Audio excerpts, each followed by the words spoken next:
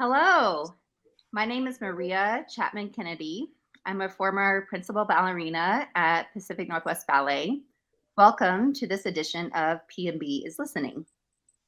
In this edition, we are featuring Second Stage, PNB's career transition program for the PNB dancers. Today, I'm honored that a few of my former PNB colleagues have come together to share their journeys of dancing and their experiences with Second Stage and their experiences finding second careers after ballet. Welcome, dancers. Hi. Hi. Hello. Let me start with a brief history of how the program began. In 1999, longtime PNB board member and trustee emeriti Rick Redman hatched an idea to create a dancer support program at PNB. Rick's NFL football career gave him a unique perspective on the ballet. Rick understood and identified the drive and dedication required by young dancers. He also could understand the potential for a jarring end to a dancer career, much like in football. Rick's Second Stage program provided a supportive environment for dancers to begin thinking about how the path might look at the end of a career. It began with a mentor program and some skills classes. Eventually, Rick created a grant system to provide funding to dancers to help achieve their career transition goals. In 2003, Rick's connections enabled him to create a partnership with Seattle University, giving dancers the ability to complete a degree while working around the professional dancer rehearsal and performance schedules. I was lucky enough to work alongside Rick from the beginning to develop these programs. I would like to take a moment to recognize Rick's passing in September 2022 and extend gratitude to him from all of the PNB dancers we represent. The work Rick put in to create the Second Stage program at PNB is a huge gift that has benefited many dancers already and will live on as Rick's legacy at PNB forever. Now, let's turn our attention to the amazing guest panelists with us today. I'm so happy to see all of your faces here. Welcome. So I'd like to start with some introductions. So please introduce yourselves, share the years you danced with PNB, and a little about where you are and what you do now. Could we start with Kiyon, please? Yeah, great. Hi, everyone. I'm Kiyon Ross. I joined PNB in 2001 and danced with the company until 2015. I retired as a soloist. And currently, I am PNB's newest Associate Artistic Director.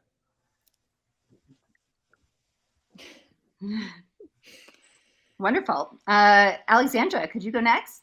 Hi, it is such a privilege and such a joy to see all of you and your faces. It's been many years. So I am Alexandra Dickson. I'm Canadian. I moved to the United States to train at PNB in 1989. I retired as a soloist in 2005. And I am currently living in San Diego, California, where I founded and run Lynch Dance Institute with my husband, Timothy Lynch. Wonderful. Thank you. Josh, please. Well, my name is Josh Spell, and I had the honor and privilege of dancing with every single one of these individuals at some point in our PNB career.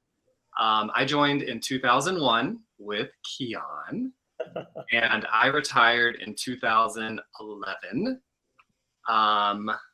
Well, now I currently am back at PNB. I'm the consulting mental health therapist.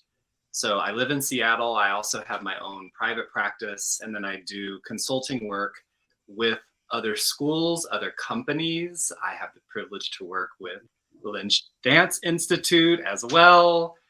So it's awesome how we continue to overlap and still be a part of each other's lives. Yeah. Wonderful. It's amazing. Kari. Hi, I'm Kari Brunson, and I danced at PNB from 2002 to 2009, and I retired as a corps de ballet member. but I feel like I started in 1997 because that is my very first summer course that I took. So I just feel like my whole life has been in Seattle. Summer course at PNB. Currently right now, I'm an entrepreneur. I own an ice cream company called Frankie and Joe's. It's plant-based and gluten-free. We have 3 locations in the Seattle area. And I'm also an executive coach. So I coach leaders all over Seattle that are looking to gain more skills in their careers. Wonderful. Thank you for your introductions. Let's talk a little bit about Second Stage now. And we'll go back to starting with Kari. What I'd like to know today, could you share when and how did you use the Second Stage program? And did you always know what you wanted to do after you retired from dancing on stage? So if not, how did Second Stage help you figure that out? Yeah. And how did you reach that goal? And share how the program helped you launch your career after dance. Yeah. Well, I had to use my Google search in my mail to jog my memory of all of my conversations. And I had so many conversations with Rick Redman throughout the years. I started with Second Stage, pulling funds in 2005 all the way to 2009. At first, I was just taking classes. I did not do the Seattle University program, but I actually was enrolled both online and in person at North Seattle Community College. And by the time I retired, I became a freshman. I took just a variety of basic classes. But in the emails, in 2007, 8, and 9, I started tapping into the funds for my, at the time, food blog that I had.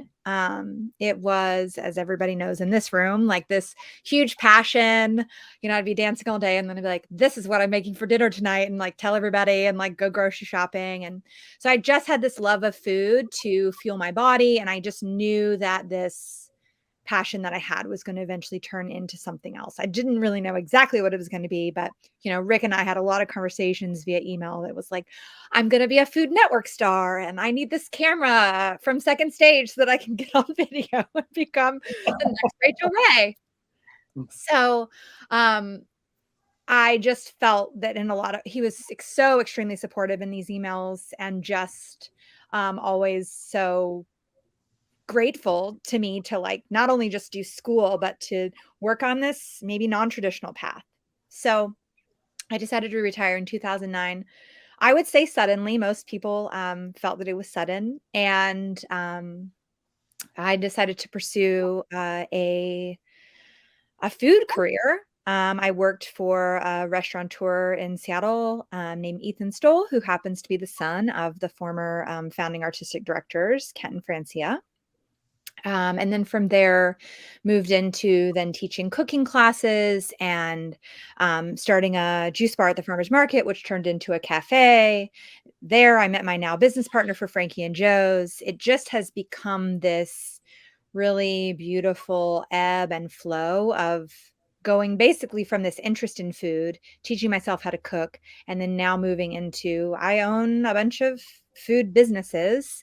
And I'm now more in like leading people and helping them to grow, not only within my business, but externally as well. So a non-traditional path using the Second Stage money, but certainly a launching pad for discovery and curiosity, and just a way to do something different that wasn't in this, what I would call a very linear path of dance. It was like my whole life I knew that I wanted to be a dancer, and it was like, well, and this is what you do.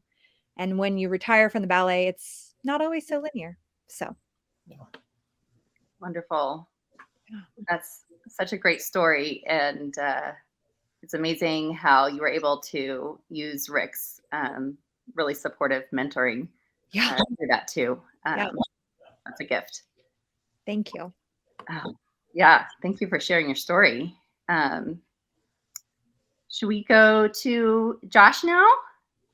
Sure. So did we start the SU partnership? Was that 2002? 2003, yeah. 2003. Okay, so I remember Alex, Kiyon, Maria, we all were in that inaugural group. And that's really how my relationship with Second Stage started. Okay. And talk about non-linear. I mean, at some point I was like, I don't know if I'm going to attend a traditional college, so I don't want to take these classes at SU anymore. And I started pursuing design, so interior design, something Maria and I also had in common. So I was taking classes at the Art Institute of Seattle. I don't think it's there any longer. And that was sort of my journey. But I took several years. I had a pretty solid core, U-core, I think is what we called them, laid out.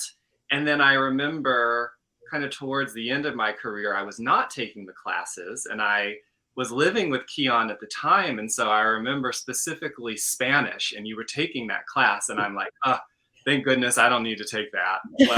Well, fast forward a few years, and yes, I did have to take that. But I'll go back first. When I did retire from PNB, I went to Cornish College and was able to, I think, use the rest of my funds to support that endeavor. And very early on, though, I realized this is not my passion. I cannot imagine myself in this spot. And I remember Kiyon coming to pick me up from school one day, and he was like, well, maybe you're just not in the right spot yet. And so little did I know that I would go back to dance, and I danced for 2 more years at the Kansas City Ballet. And that's when I really sort of discovered mental health. And it was my own journey with being outside of the dance studio and then coming back. But I think if I wouldn't have had the opportunities with Second Stage, I wouldn't have explored this completely different career journey that I loved all of it. And, you know, designing and creating and just having that depth of experience, I think gave me just more clarity in terms of what I was eventually going to do. And so again, like, went back into the studio, and it became very clear that mental health was where I was going to land. And so after retiring in 2014, I came back to Seattle and went to Seattle University full time. So interestingly enough, Kiyon and I actually attended the same 1 year, actually. You graduated before me, and then I had an additional year. And you know, that was sort of born out of this affinity for Seattle University. I felt very comfortable.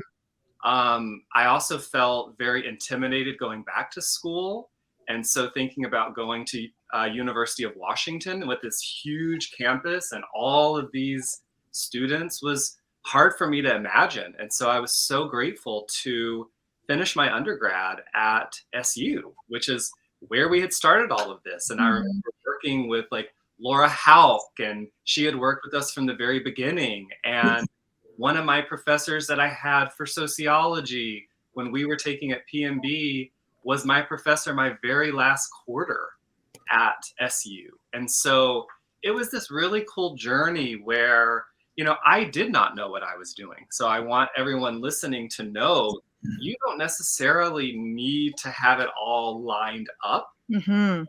We as dancers love that. We love to plan. We love to say, this is what I'm going to do. And then if we don't do it, then something is wrong. And so somehow intuitively, I challenged that, even though I was definitely one of the dancers that wanted to be able to say, I'm going to Cornish to get my interior design career because I'm leaving the dance world. But it didn't happen that way. And I'm so grateful that it didn't. But I think having this program really just gave me perspective. It gave me resources. It gave me relationships that helped to carry me through. And now I help dancers with this exact conversation. Yeah. Right? Identity work. How do we start thinking about transition? What does it mean to have these extra interests outside of dance? How do you make space for that? So anyway, after I graduated from SU, I went to grad school at University of Washington. So I stayed in the area, but I felt like I just really had the support, and I really owe that to Second Stage and to the understanding that Rick had for dancers' transitions, and giving that confidence and giving me just that familiarity to go on and take a step into the unknown, into the darkness, because it's scary, y'all. It's really scary, which I'm sure you all know. But also, that's normal because we've been so dedicated in the dance world for so long that thinking of anything extra is intimidating. But Second Stage is like encouraging of it, right? Helps talk through all of these different pieces. So That's wonderful, Josh. Amazing. It's such a great story for everyone to hear. One of the things that we really wanted when we were forming the program was for dancers to feel they had the freedom with these resources to look into things that they may like or they may not like. Mhm. It's a huge thing to find things that you don't like, that you don't want to do. Like, it really helps you find your path, even if you realize you're in the wrong one. And so the extra funds and the resources just were meant to make people feel comfortable taking those risks. And I'm glad you were able to do that and go different paths and find what you were meant for. thank you. Yeah. Oh, Alexandra, could you go next?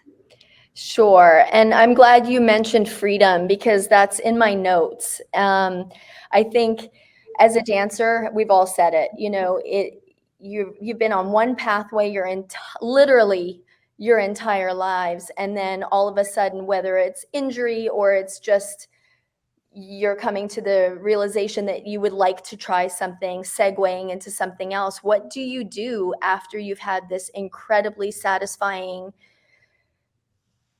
It has been all about us for so many years. And now all of a sudden it's very exciting to think like the world is your oyster.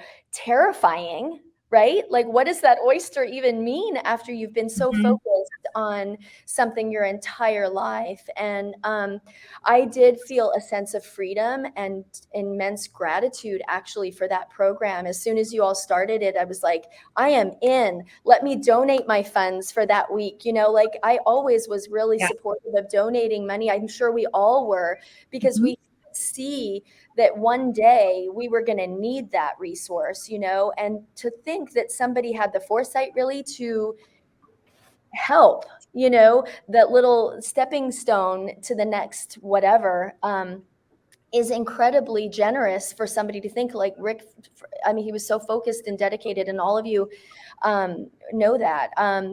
Me, I think like Kari, I was like, go back, like when did what did I do? What did I think back then? I don't think I knew what I wanted to do. I had no clear plan, but I will say that after I had William and went back to my job, I was really fortunate to work with an incredible trainer called Holly Larson, and she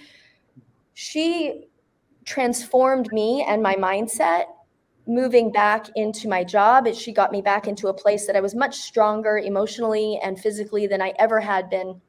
So I knew that I also wanted to help dancers, because it can be a very scary sort of like isolating thing. Like our expectations are huge for ourselves, and we always want to be doing our best to create that clear path for ourselves. It's not always that clear. So what can I do to help those dancers that maybe struggle like I did to get back into shape, or just be there for injury, getting back from injury, or whatever the case may be. So I knew that I wanted to go into a path where I could help people. I'm a people person. I wanted to help. So I used the second stage funds as a lump sum to get my my STOTS Pilates certification. I knew that I wanted to do a certification that was heavily based in anatomy because, again, if you are working with bodies, you owe it to those bodies to know a lot and to be correct, in your techniques and training people so they can be safe and sound and moving forward. So I did know that I wanted to do that. And I was very fortunate also after I retired to then move into managing the conditioning program at PNB. So that was an amazing segue. And I was able to make a lot of impact on the students and the general population as well. So that was wonderful. And then, years later, here I am in 2016 opening Lynch Dance Institute with my husband, and not a day goes by that I don't use those tools. Yeah. So, I mean, gratitude doesn't quite express, honestly, because when something has made that much of an impact in what you do and how you train the next generation, it's huge. And I'm constantly in continuing education, getting the latest and greatest information to pass on. Josh works very closely with us at LDI. We're really lucky to have him as a resource for our kids. I mean, if only we all had us, right? When we were growing up. And Yeah. I feel really, really fortunate. I say that to my kids nowadays. I say, I didn't have me. Right. Have me. And I want to be that person for them, because I think we could all have done better, right? And I think we have a responsibility to do better. Yep. Yeah, agreed. Yeah. Amazing. That's a great journey. Thank you so much for sharing. Yeah, you're welcome. Kiyon. It's my turn. Well, first of all, I am so grateful for the second stage program. I mean, it completely changed my life. When I first started dancing, one of the things that my mother was adamant about was me getting a college education. There was one thing she was worried about, actually. She kept telling me, dancers' careers are really short and you have to make sure that you have something to do after you're dancing, something to fall back on. And what if you get injured and what's going to happen? And so when I came to PNB and found out about the second stage program, I was really grateful that we had a program in place like this that actually addressed the concern of what do we do after our dance career is over? How do we manage that? So in the beginning, I think the first time I ever used the second stage program, I actually pulled some funds out because I was choreographing at the time. I had fallen into choreography about 4 years after I joined the company. It was something I was really passionate about. And so I pulled the money out because I wanted to start making like DVDs to send around to different DVDs, y'all. DVDs. We just aged ourselves. Right? I sent around to different companies as a way to promote myself to get more opportunities to choreograph. And so I remember writing this proposal for the grant, and I met with the grant committee and talked them through what I was trying to do with the money. And so I ended up doing that. But I knew that after a while, I knew that choreography wasn't my true passion. I knew there had to be something more. And so in 2003, when Rick made that handshake deal with SU to start this program, I was all in. This is exactly what I wanted to do. I wanted to work linearly through my college journey to eventually get a degree. Now at the beginning, like when we started in 2003, all of us, there wasn't a degree program fleshed out. We were just kind of taking classes to work towards, that could be, used towards a degree, maybe at some different university or whatever. So I was with the program from 2003 until the very end when I graduated from SU in 2015. And so like I had seen the program grow and change, and working with Jen Schultz and Laura Hauk and Kevin Mayfield, they really took this seed that Rick had planted and really continued to cultivate it. Once they got into these classes and started working with us, working with the dancers, they realized that we were highly motivated individuals, that we wanted to work hard, and that there was real value in continuing to grow this partnership that was started in 2003 and see what we could really do with it. So I think it was maybe 4 or 5 years into the program, after the first cohort had sort of gotten all of the classes that they had planned to offer. We had gotten to this sort of like breaking point, and they were like, well, now what do we do? We've offered you all the classes that we plan to offer, and there are still those of you who want to continue. And so Kevin and Jen worked really hard to sort of, with the school, to create this degree track. And the degree was in arts leadership. And, you know, I didn't fully know what I wanted to do after my dancing career. I knew I wanted to stay involved in the dance world somehow. But I didn't know what that would look like. You know, I always, in the back of my mind, I thought I wanted to be an artistic director, but I didn't really know how I would get there and what that path would look like.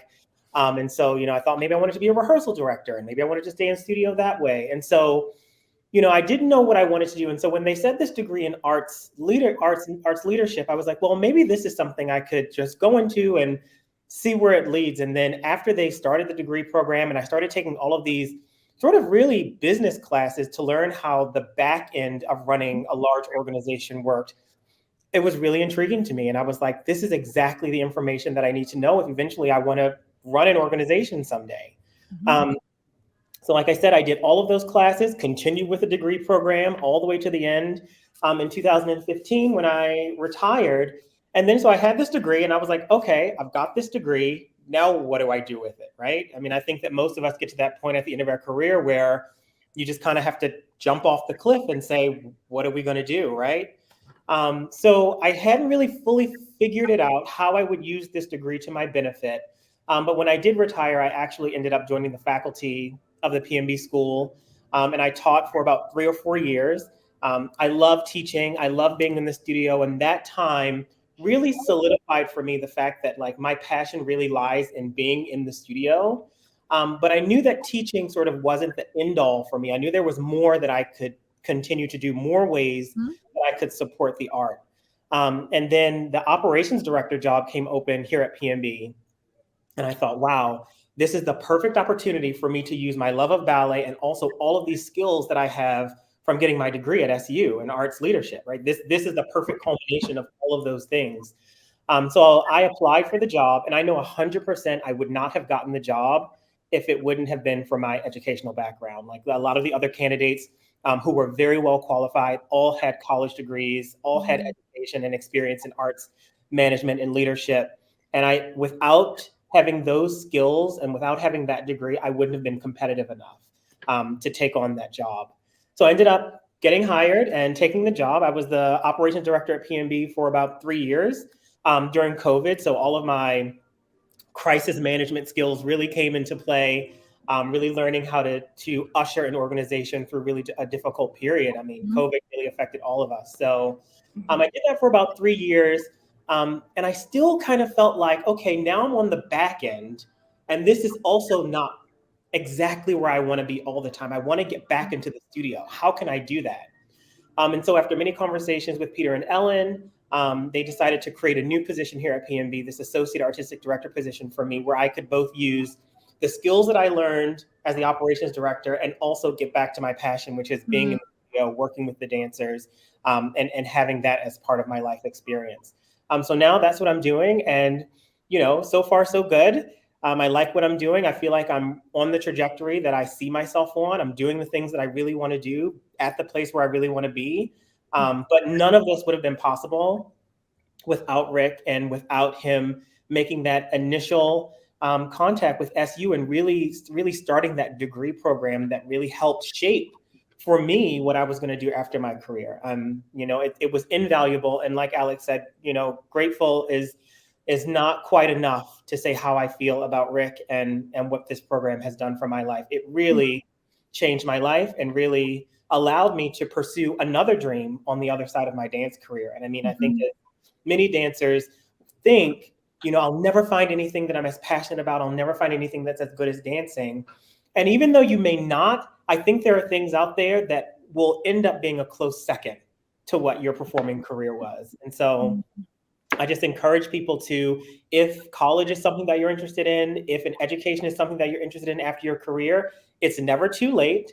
You know, my senior year, I remember I was in like this science class, and I was probably like maybe 32, and I was like the oldest person in my class. But it's never too late to go back to college. It's never too late to learn, and as long as you are curious and you approach things with an open mind and an open heart, there's always an opportunity to find something that you're passionate about in this life. So, For sure. Definitely. Thank you, Kiyon. That's such a great journey that you are also on. All of your journeys are just amazing. And I can't believe it's taken us this long to get together and share the journeys. Yeah. It's really amazing to hear them all. I mean, I know pieces, and but this is going to be really inspiring, I think, for the dancers to hear. And I really, I always wanted Second Stage to be something that really had a good effect on people, and that it really supported people and made a difference. And along the way, we were kind of piecing it together as we came up with things and adding this and adding that. And PNB was entirely supportive of it. And when I would go to them and say, okay, could I have a space because I want to have a school class here after rehearsal? Can you have, somebody stay and hold the building open a little bit longer for us? I mean, they did it. They said yes. Yeah. And so all of that was also huge, that we had all of that support to kind of run with our ideas and figure out what was needed and put it in place. And to see you all come full circle into your second careers after this long journey is just, it's incredible. And it really shows that the Second Stage program is working, and it's strong, and it will continue to produce amazing results like this. So I hope we get to hear about more stories in the future. I can't wait to keep up with more people. I'm sure you will. I mean, Maria, this program is still very strong at PNB. It is still changing lives and still helping dancers think about what their next chapter will look like. I think, with the help of Josh here at PNB, we're sort of trying to take the stigma and taboo around thinking about what you're going to do in your second career early. I think sort of stigma, like if I'm thinking about what I'm doing, I just got my job, that means I don't love what I'm doing as much, and my attention is pulled, and it needs to be completely focused on ballet and focused on dance. But that is not true. I think that we've all proved that you can do both things, and it's actually beneficial to do both things because it makes you not only a better dancer but a better human as well. Well, the more you know, right? The more you know, the more valuable you are. And the more, I always say to the dancers, you're like an onion, right? Yeah.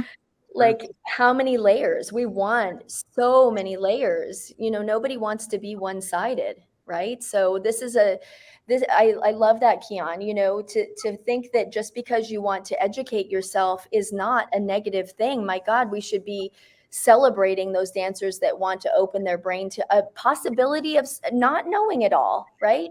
We should never assume that we have it, One of my favorite sayings is, once an apple reaches perfection, it begins to rot. Yeah. Why would we ever want to feel like we've arrived? I mean, it doesn't make sense. So the more you know. I agree. I feel like as I was like I heard you say, Kiyon, like that the messaging of a lot of people is like, oh, if I'm doing this other thing, this will distract me. And I actually felt like it gave me like the sum was greater than its parts.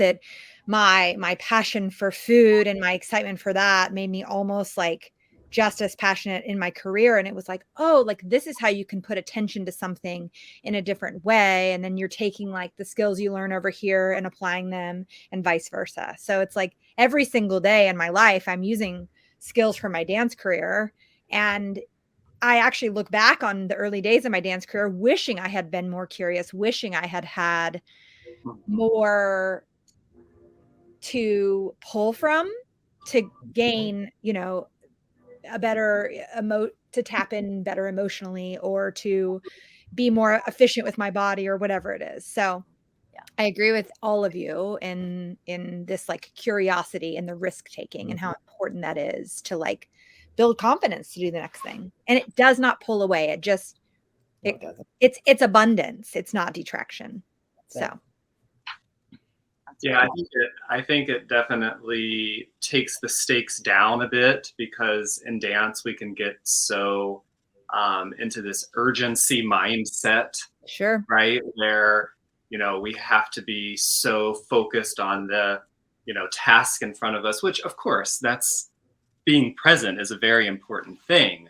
Yep. But, a lot of the research talks about how we develop into kind of more emotionally available dancers is through experience. Yes.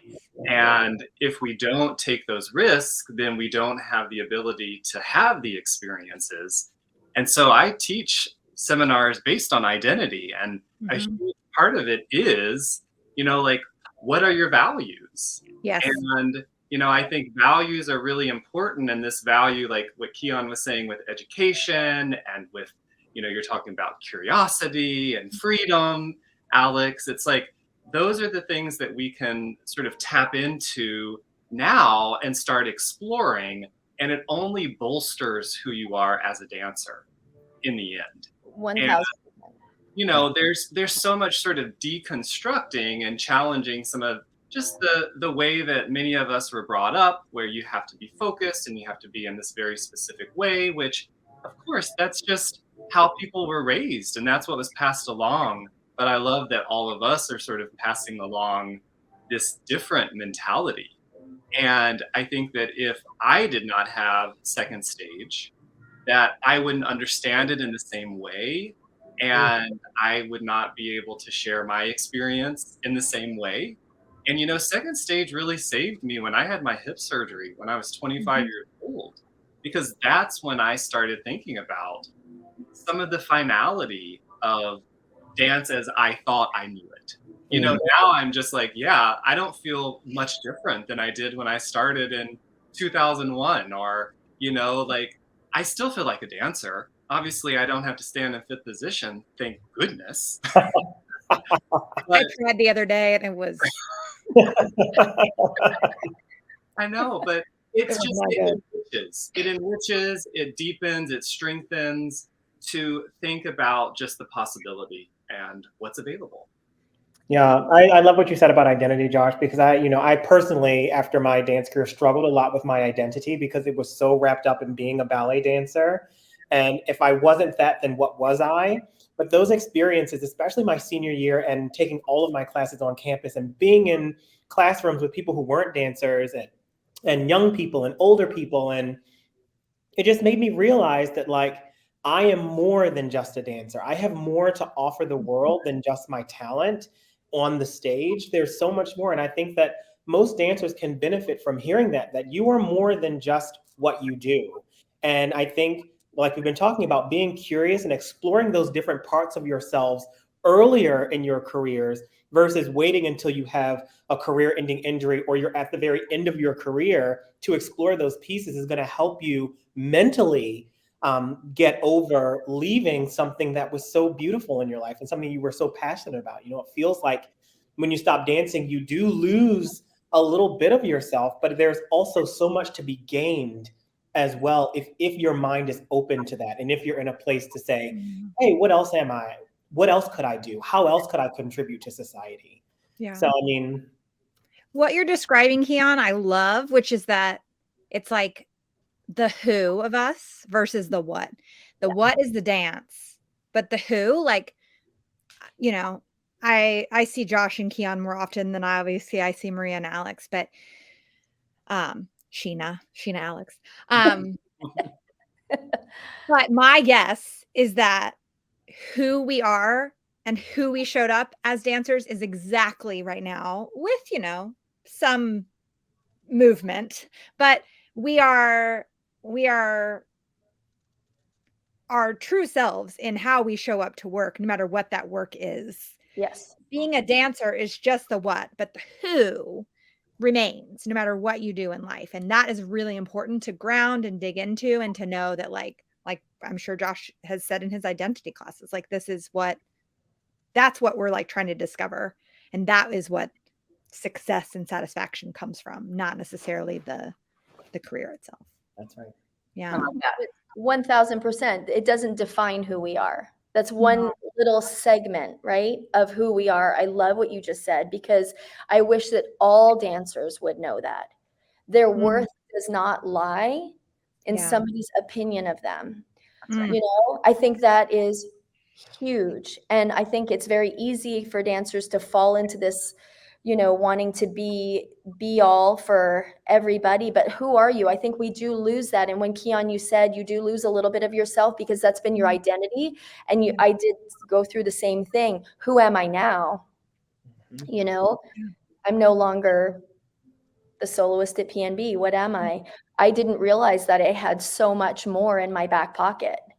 But I think without second stage and having, I think it really does come back to the freedom of being able to, I don't want to call it a mistake, but like landing where you didn't belong, at least learning, knowing what you don't like is just as important as knowing what you do like, right? So I think having that little pillow there, because you do go through a whole mental shift, right? I mean, it's in some respects, I feel like it can be like a bit of a death because you've been, you know, traveling in this one path for so very long. And I think that would be my biggest note to all young dancers is please don't isolate yourselves into one little, you know, box, or, you know, you learn, explore, and start early. Kiyon, I agree with you.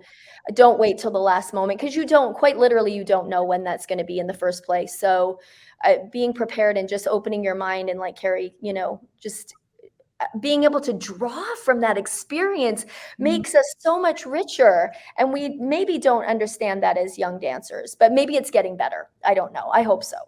We hope. Well, there's a really with all of our helps. But I love using this metaphor of like a bouquet of balloons. And, you know, a lot of dancers are like, oh, I just am proud and I want to announce my ballet balloon. But if anything happens to that, it pops, then you don't have anything, right? If you think about just all of the different balloons that are, you know, sister and baker and Pilates instructor and student and mother and, you know, all of that stuff, you start creating this really rich bouquet of balloons. And if something happens to one of the balloons, you're still holding, you know, and upright, but you still can like the dance balloon the best. Nothing wrong with that, but you have other layers. Yeah, that's right. Yeah, beautiful. It's so risky to have everything tied into one identity. And it's an identity that you have no control over, very little control, some, but not a lot. And we all know there's going to be an end. And it's just nice, no matter what career you're in, to know that that doesn't define you. Dancers have all the skills to be good at anything because we've learned them all since we were children, to be dedicated and take direction well and to get your job done. And most of the time, I do want to pat ourselves on the back. We do a very good job. I mean, it's a double-edged sword being perfectionists, but dancers are always very good at following the directions and doing a very good job, and that goes anywhere. And I think that's taking you all to such great places as well. Yeah. I'm proud of us. I am so proud of you all. Good job, guys. Bravo. Welcome to your free therapy session. Yeah.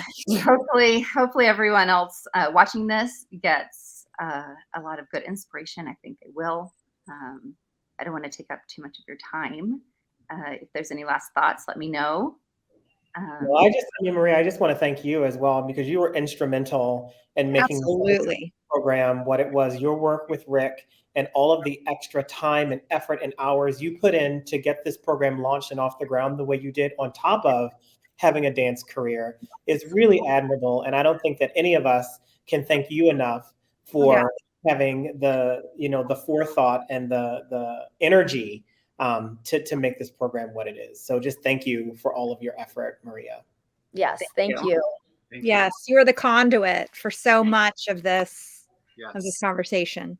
Yeah. Well, it's been my honor to help build the Second Stage program and to see it be a strong program and to continue to grow. It really is my honor to have been a part of it. And thank you for hosting us today. Yes.